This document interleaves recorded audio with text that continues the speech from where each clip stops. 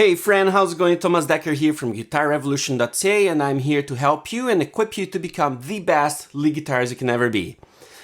In this video, we're going to be talking about a tool that is essential for any lead guitarist and rhythm guitarist. This can make your lead and your rhythm playing much more interesting. We're going to connect double stops to your chords. We're going to be using a sequence of chords in the key of D, okay? The sequence is going to be D major, A major, B minor, and G.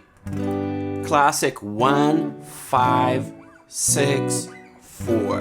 And I'm gonna show you here how you can apply the double stops on top of each of these chords here, okay? So first on D, when we play D major, we have this cluster here, this cluster of notes. So we're gonna replace that to your finger 1, with your finger 1.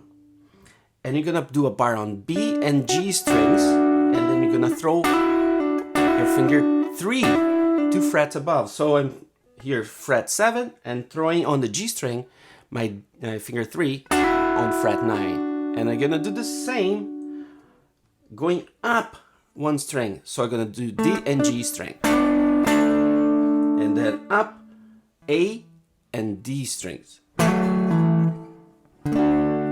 Pretty cool, right? Sounds so cool. I love this sound. I do this all the time. Alright, super simple. All you need to do again is just replace your finger 1 where your 3 fingers are there, the 3 notes. And between G and B, G and D, D and A. And I'm always throwing my finger 3 on the string above, okay? Okay, now when you play A, a very simple way to see the double stops here is right here on the high end of the chord, okay, the E and B string. You can simply just slide up and down, or you can do like the same thing we did to D, right? On the B string, I'm throwing 2 frets up, right?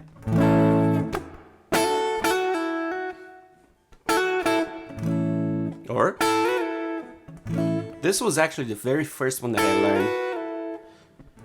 And then after this, what you're gonna do, you're gonna put your finger 2 where your finger 1 was on the B string, on the 5th fret in this case.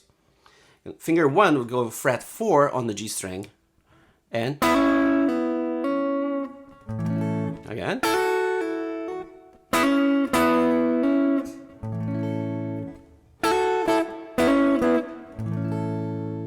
Super simple, right? Right there, you can see how we are using notes of the chords to have that. So, B minor. We're gonna do the same as we did for D, because we are also using a finger bar on the fret 7 here. So you're gonna do exactly the same. But it has a completely different sound because we're playing over B minor. B minor and D major are relative. What does that mean is that they are sharing the same notes, sharing the same scales, sharing the same chords. Everything that D major has, B minor also have. Except the only difference is the starting point. And that gives you a completely different mood, major or minor, right? So whatever I do on D major will work for B minor.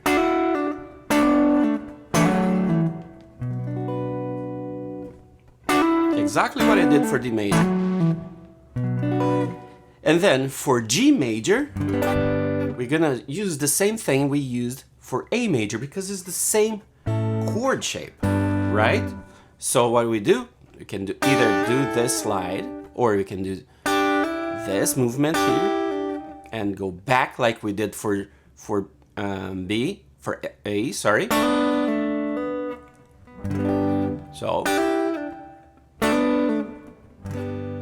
all right. Now let me put all these things together. D,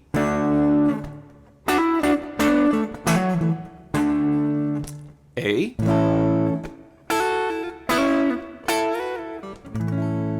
B minor,